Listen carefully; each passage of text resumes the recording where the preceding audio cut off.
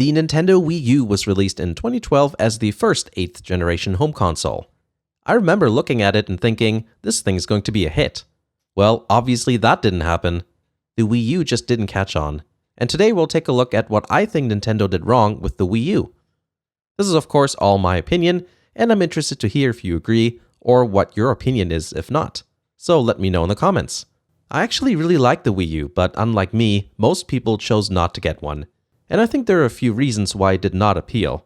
The topics I want to talk about today are branding and reputation, lack of third-party support, and the fact that versatility was not combined with simplicity. I think the Wii's reputation, combined with the branding of the Wii U, hurt the system right from the start.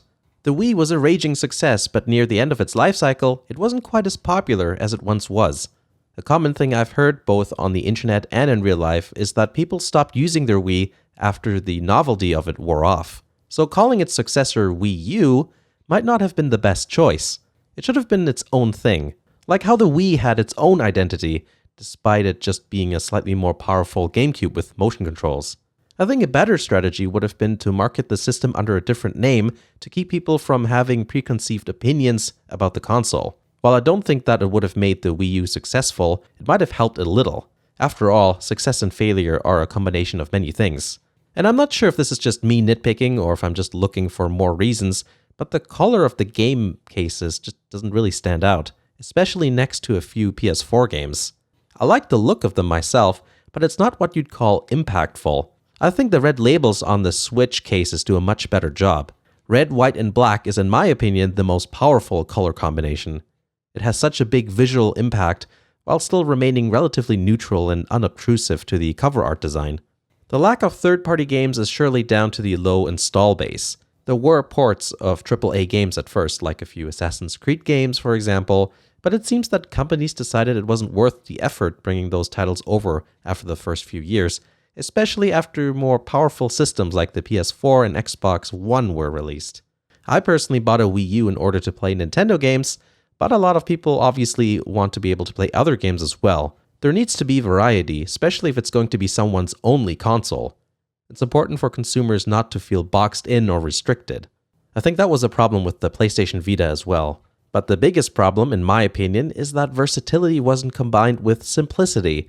It's a very versatile console. You have a choice of different controllers depending on the game, and you can use it to play games on a TV or monitor, or on the tablet screen. But I don't think Nintendo did a good job simplifying the entire experience. I had a conversation with a coworker last year who wanted to buy a Wii U for his kids, as well as play a few Nintendo games himself every now and then. But he was confused with the whole gamepad situation. I had to explain to him that no, it's not a portable console. There's this thing, which is actually the system, and you don't need to use a TV, but don't run off too far from the console with it, because the gamepad will lose connection. Also, you can use Wii controllers with some games, and with others you don't even have to use the gamepad. I've heard this conversation between other people as well over the years. There's just a bit too much confusion and even disappointment. I think most people expect it to be able to just use the gamepad as its own thing, as if that was the system, and just bring it around with you everywhere you go. Obviously Nintendo noticed this, so yay, we have the Switch now. The controller confusion was avoided quite nicely there. I don't think there are many questions on what to do when it comes to docking, undocking, and sliding the Joy-Con on or off. People often cite other additional reasons for the Wii U's lack of success, like the fact that it's not as powerful as other systems, or that it's lacking in features. But I don't buy into that at all.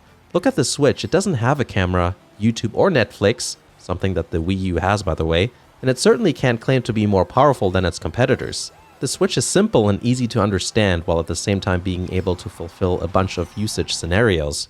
Around the house? Sure. How about on the TV? Not a problem.